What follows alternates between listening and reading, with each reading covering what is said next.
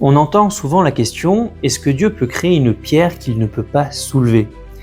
Cette question semble profonde, mais en réalité, elle repose sur un malentendu. Elle suppose qu'une telle pierre pourrait exister. Maïmonide, dans son Guide des égarés, nous explique que certaines choses ne sont pas difficiles à faire, mais impossibles par nature, parce qu'elles ne veulent rien dire. Une pierre que Dieu ne peut pas soulever revient à dire quelque chose de plus fort que l'être le plus puissant. C'est une contradiction dans les mots. Ce n'est pas une limite de Dieu, c'est juste une idée vide.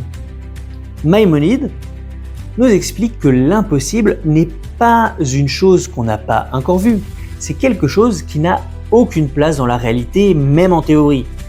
C'est comme un cercle carré ou une couleur sans objet.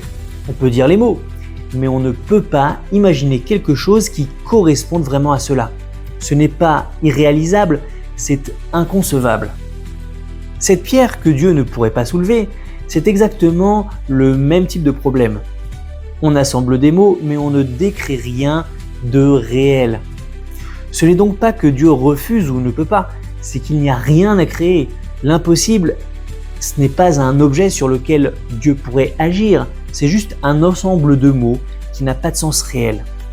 Dieu peut tout ce qui peut exister, mais créer une contradiction, ce n'est pas de la création, c'est du non-sens, du charabia. Ce n'est pas une limite, c'est simplement que l'absurde n'appartient pas au domaine du réel.